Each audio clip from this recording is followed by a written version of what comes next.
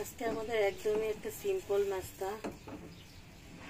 এই যে এখানে পরোটা, এগুলো আগেরই বাসায় ছিল, রুটিটাও আগের ছিল, তো সবগুলো মিলিয়ে আজকে একটা নাস্তা দিলাম আর কি।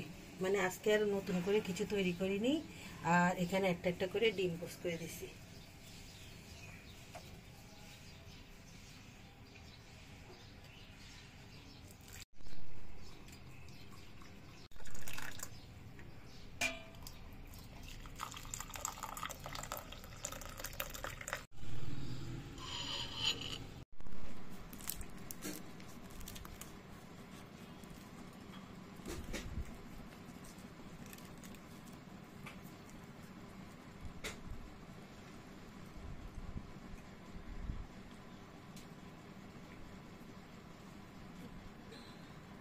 আম্মু আজকে রান্না করবে কচুর ছড়া।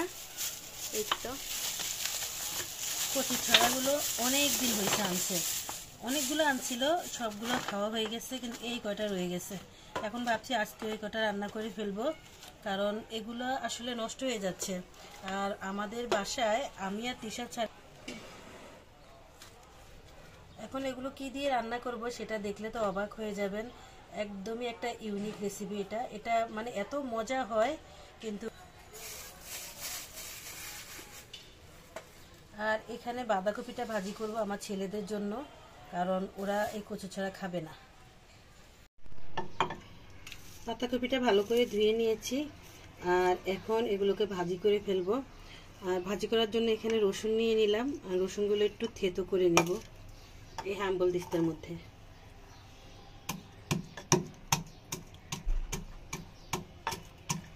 তেলটা এরকম খোলা খোলা কেন আম্মু? বুঝতে পারতেছি না, এগুলা তো 1 নাম্বার তেল হওয়ার কথা। আমার মনে হয় পাম অয়েল মিশাইছে এর সাথে, কারণ শীতকালে একমাত্র পাম অয়েলটা বোঝা যায়।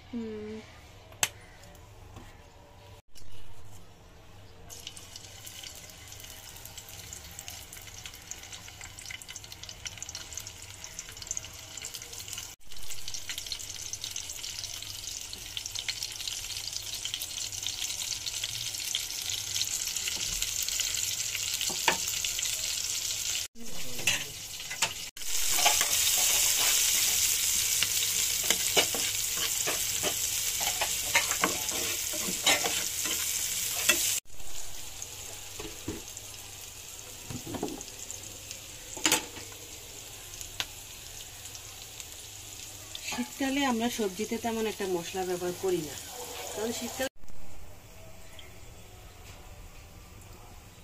এখন পাতাকপিগুলো দিয়ে দিচ্ছি।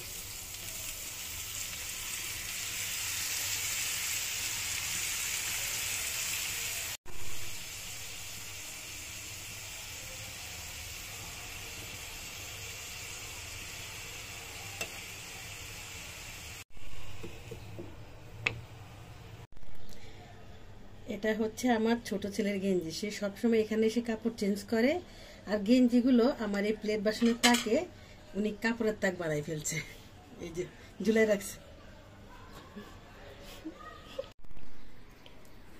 এই যে আমার মেয়ে এখন আজকে প্লেট বাসন সব ধুয়ে ফেলছে। ও আসলে প্রতিদিনই ধোয়, আজকে অনেকগুলা ছিল। তাই আজকে অনেকগুলাই ছিল। আমি ইচ্ছা করে জমাই রাখছি, কারণ তুমি কালকে ধোনাই তো এই জন্য।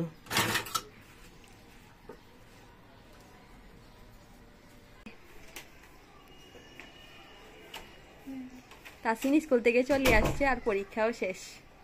কিরকম হয়েছে পরীক্ষা? অনেক ভালো, 80 নম্বরে অ্যান্সার করছি। দেখি, এটা একটা ও এখানে প্রশ্ন দিয়েছে।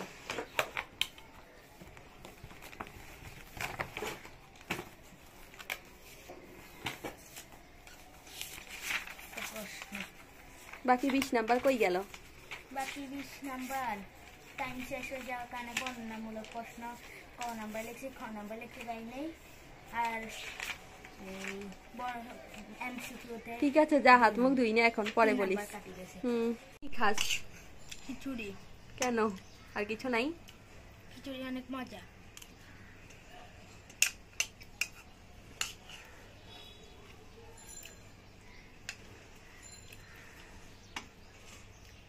একটা কথা, সবাই দোয়া করবেন যাতে আমি পরীক্ষায় ভালো করি।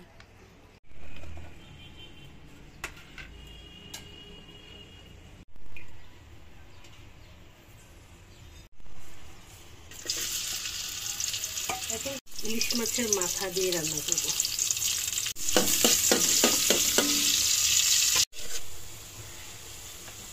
যে এখন ইলিশ মাছের মাথাগুলো দিয়ে দেব। ইলিশ মাছের মাথা দিয়ে কচু ছাড়া রান্না করলে এত ভালো লাগে,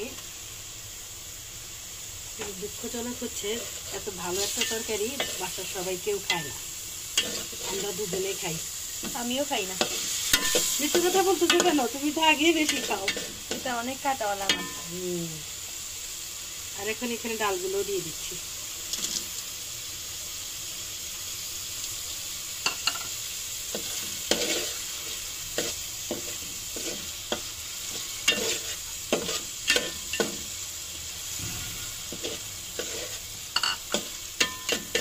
ভালো করে একটু কষো, তারপর কচু ছড়া দিয়ে দেবো।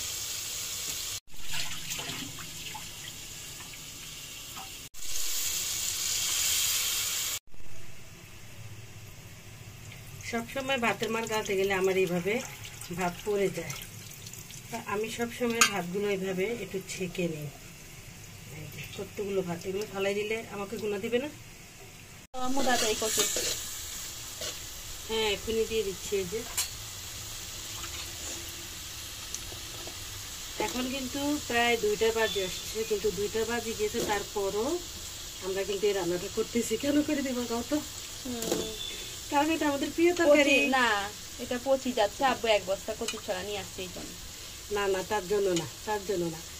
আসলে কি আমি মানে ডালটা পছন্দ করি না, তো এই জন্য।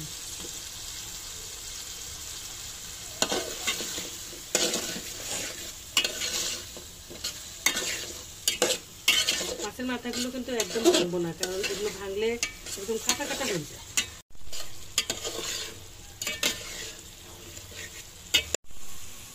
এখানে পাতাকপি ভাজিটা প্রায় হয়ে গেছে, নামিয়ে রেখেছি চুলা থেকে। কালকে ফ্রিজে ডাল আছে আর এখানে বসে।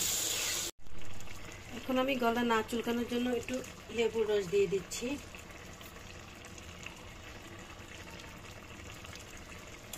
আর তারপর ধনেপাতা দিয়ে দেবো। শেষ, রান্না শেষ। খুব তাড়াতাড়ি সিদ্ধ হয়ে গেছে।